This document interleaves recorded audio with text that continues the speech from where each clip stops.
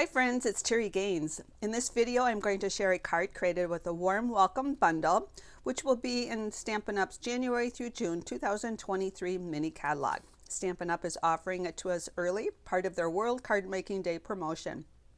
If you found me via YouTube, in the comments section of the video, there'll be a direct link to my blog post where you can download the flyer with the details about the bundle, along with details about Stampin' Up's World Card Making Day event on Saturday, October 1st.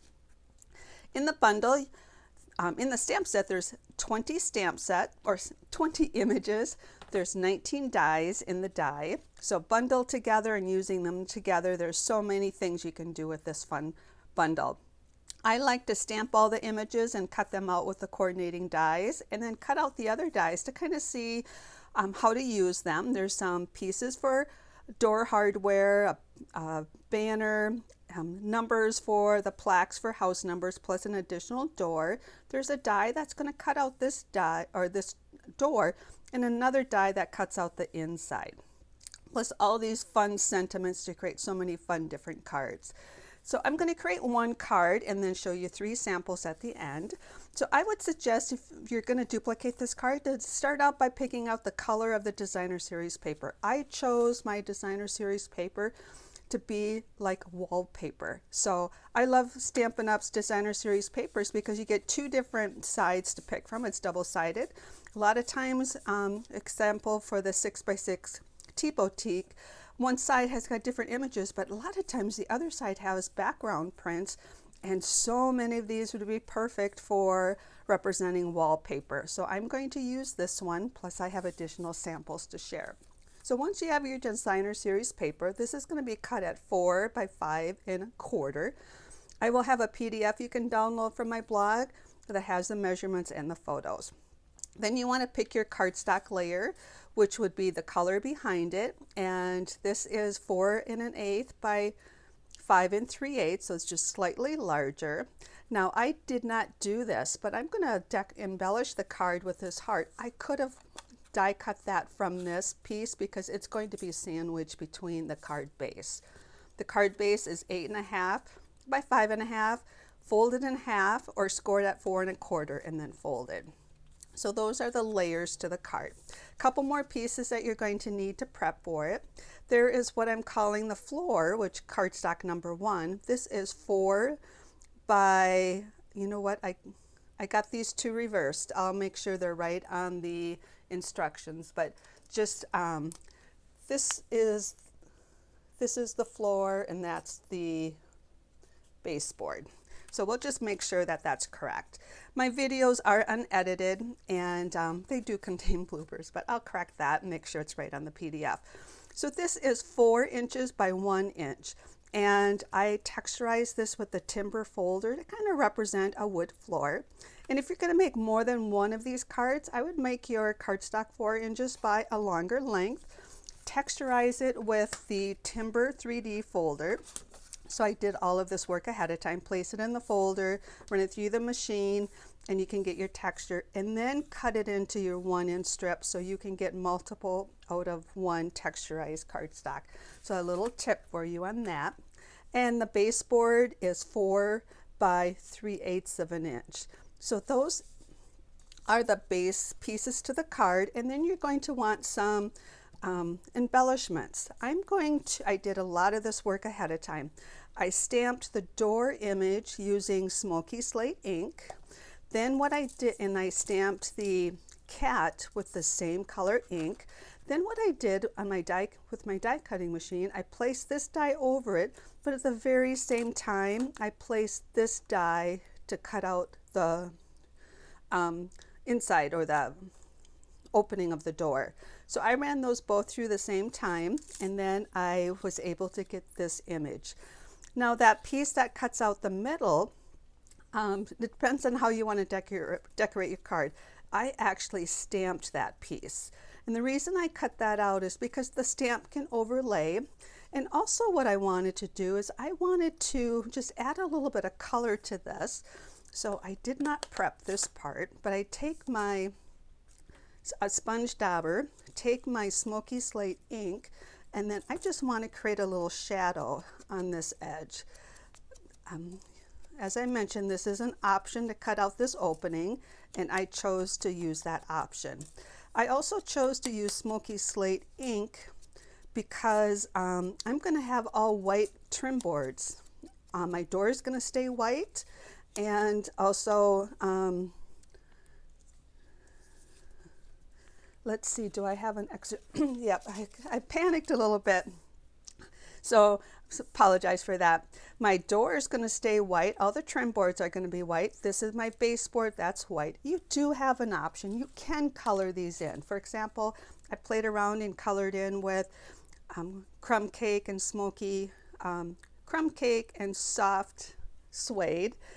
And but I'm choosing to use white trim board. But I wanted some shadow on here.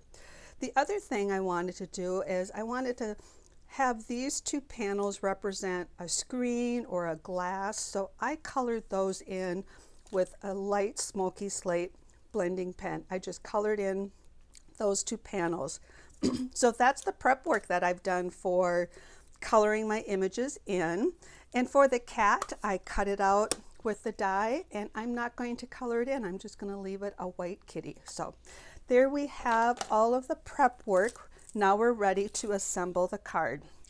I would suggest that you bring in a silicone craft mat for assembly, your favorite adhesive, and I would also suggest that you use a simply scoring tool for the corner, or you use the Stamparatus for the corner. Because what I'm going to do is put the floor on first, and I want to have it flush to the bottom and flush to the edge. I find if I use this corner, that is very helpful for me. So what I'm going to do is put my adhesive on the smaller piece here, and I'm going to put this in the corner, hold on to it, and then use the wall on this side and the wall on that side to get it all nice and flush, and then adhere it down. I'm going to keep it there as I put adhesive on this small trim board. And I just want to make sure that all the adhesive rolls over. There we go. And I'm going to place this right in here. And I'm going to put this right down to the edge. Now, when you use it or put it together in this fashion, if they don't line up right here, this is a perfect time to take it to the trimmer and just trim everything flush. So we're done with that tool. Now what we can do is we can layer this onto our coordinating cardstock. And as I mentioned, you can use any designer series paper, and this is going to be representing the inside of the house. So whatever you feel is appropriate for the wall color or for the wallpaper look, that's the choice you want to have for that layer. So now I'm going to put this on my card base. I'm going to watch opposite corners to get the alignment here. So we've got our wall, floor, and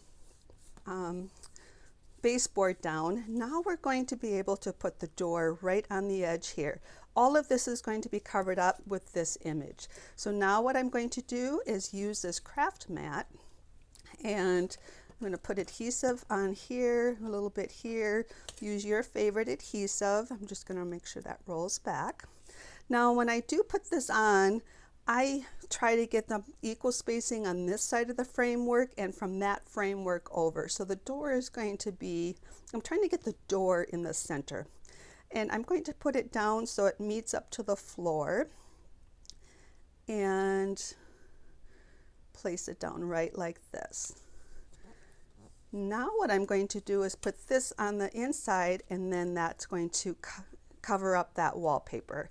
I found this was the easiest way to assemble, and you do hide some designer series paper, but that's okay. I find it easier to just assemble the card that way, and that's why I put that shadow on the edge. Now I have the heart cut out with the coordinating cardstock. I have a dimensional already on the back, so I'm going to place that down. And then I already stamped the cat, and I should bring some tools in here. There we go. I'm gonna just put the cat right here.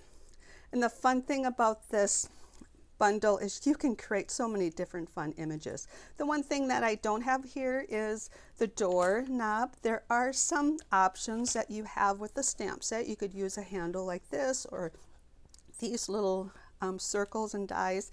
I'm going to choose to use an embellishment. I'm going to use the basic rhinestones. I'm going to use the medium size, and let's see if I can get this to pick up with my I need to get a little bit more putty coming out of there. And I'm going to use the medium size and add that type of door knob. That is my card. Isn't that a fun card to create? And as I mentioned, you can choose different papers.